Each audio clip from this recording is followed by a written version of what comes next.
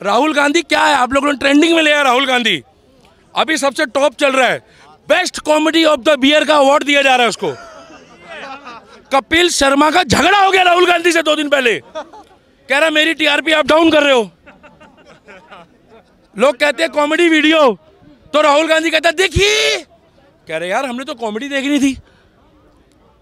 54 साल का जब तक हमारे हिंदुस्तान में युवा नेता होगा ना, 54 साल का युवा नेता, कौन फिरकी ले रहा है मैडम। 54 साल वाले को तो चाचा बोलते हैं, अंकल बोलते हैं। ठीक है, यहाँ मत बोलना अंकल आंटी, क्योंकि सीपी में नया फैशन चला है।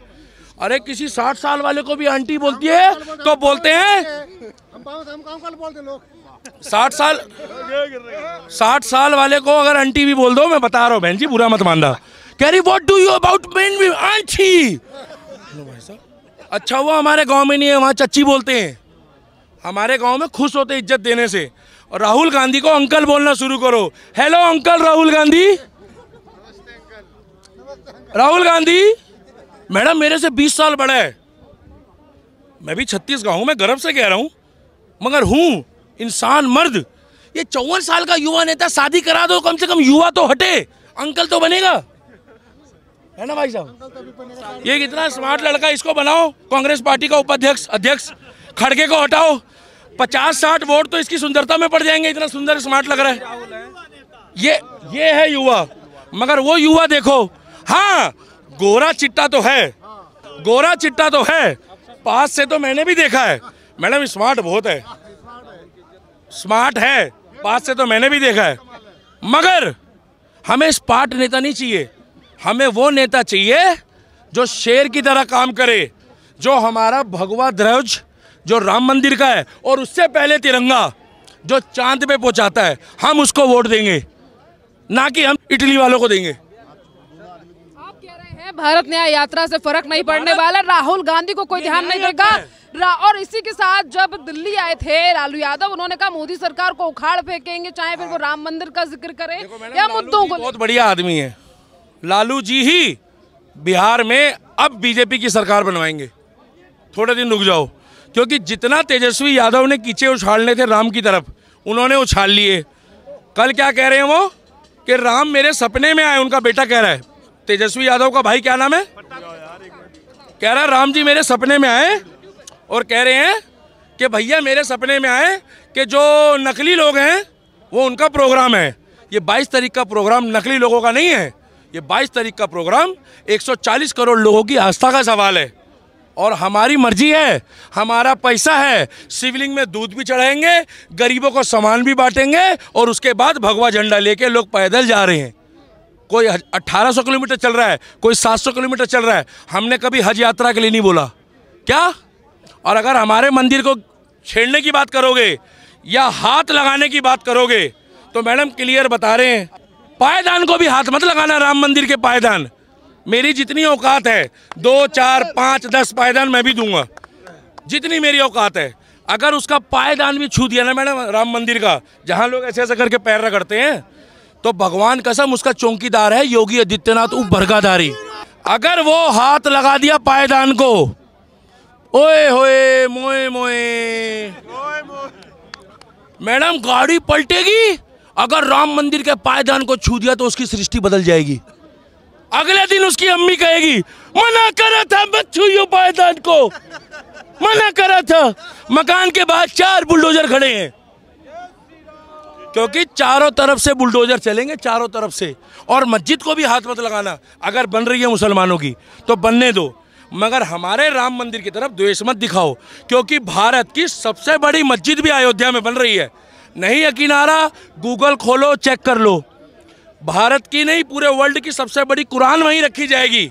अगर मोदी सांप्रदायिकता वाला व्यक्ति होता, तानाशाह होता या कट्टर हिंदुओं का होता, तो क्या सबसे बड़ी मस्जिद बनने देता, सबसे बड़ी कुरान लगने देता? वो ये कह रहा है कि जितनी आस्था हमारी है उतनी तुम्हारी है, मगर कायदे में रहो। मगर इन लोगों के राज में ना 62 साल में इन्होंने कलाम साहब को कभी इज्जत नहीं दी।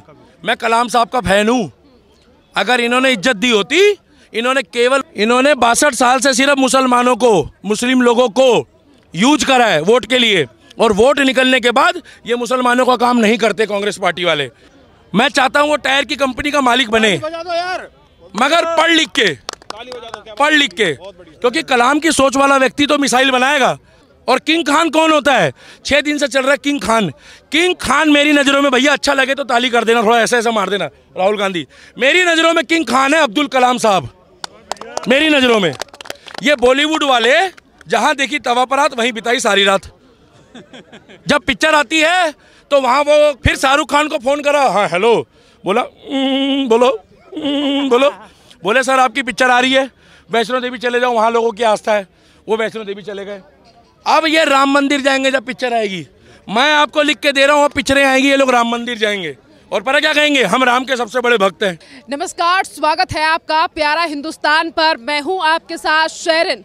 राहुल गांधी मणिपुर से शुरुआत कर चुके हैं अपनी भारत न्याय यात्रा की, जिस पर वो देश की मोदी सरकार और राम मंदिर को लेकर लगातार कर रहे हैं प्रहार। तो वहीं दूसरी तरफ 22 तारीख को होने वाली है राम मंदिर की प्राण प्रतिष्ठा, जिसको लेकर अब लगातार जो विपक्ष है वो लगातार सवाल जो है वो उठा रहा है। इस पूरे मामले पर जनता से बात करते हैं कि उनका इस पूरे मामले को लेकर क्या कहना है। जिस तरीके से राम मंदिर पर आज तमाम लोग जो हैं वो राजनीति करते हुए नजर आ रहे हैं। दीपक जी, राम मंदिर की प्राण प्रतिष्ठा होने वाली है और राहुल गांधी ने भी अपनी भारत न्याय यात्रा शुरू कर दी है। देखिए मैडम, आपके चैनल को मैं धन्यवाद कहूँगा। जय श्री राम। मैं दिल्ली का दीपक। और कहाँ से यात्रा कर रहे हैं वो? मणिपुर से कर रहे हैं। तो उनकी शुरुआत, राहुल गांधी एक ऐसी मणि है राहुल गांधी, जिसको जितना घिसोगे उतना चमकेगी।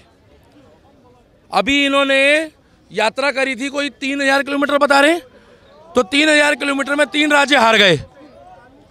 और मोदी जी चले 100 कदम, मोदी चले तो 3 मंत्री वहाँ के सस्पेंड कर दिए। क्यों?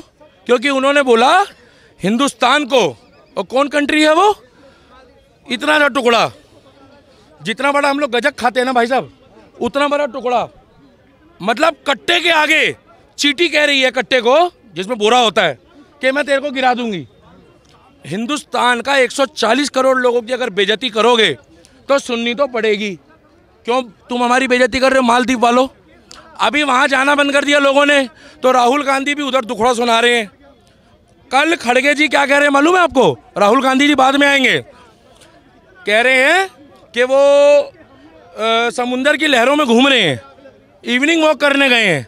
खड़गे जी, हेलो खड़गे जी, तुम्हें राष्ट्रीय अध्यक्ष किसने बनाया कांग्रेस पार्टी का? उससे बढ़िया तो यहाँ घूम रहे कांग्रेस के समर्थक। तुम्हारे को 4 शब्द नहीं बोले जाते, तुम मंच में बोलते हो उधर लाइन में तुम्हें नहीं सुनना तो तलत आते, नहीं समझे? कांग्रेस पार्टी वाले भी अगर कहते हैं जय श्री राम, उठाओ उसको, क्या बोल रहा भाई? तेरे को राष्ट्रीय अध्यक्ष बनाया किसने? एक ममता बनर्जी और ममता बहनों। जय श्री राम बोलना अगर इस देश में गुनाह है तो उनका रातों रात ट्रांसफर कराओ पाकिस्तान में। हिंदुस्तान में जय श्री राम नहीं बोलेंगे तो कहाँ बोलेंगे? पश्चिम बंगाल में क्या बोल रही है वो, कि कौन बोलछी खेला हो बे। हाँ, किसने बोला राम राम? अरे मोदी बोल रहा है राम राम, उसका बिगाड़ के दिखाओ। योगी बोल रहा है और 140 करोड़ बोल रहे हैं, और मैं बोल रहा हूँ राम राम, मेरा कुछ बिगाड़ के दिखाओ। क्यों, मैं क्यों डरूं? और यहाँ जितने लोग हैं सारे कहेंगे जय श्री राम।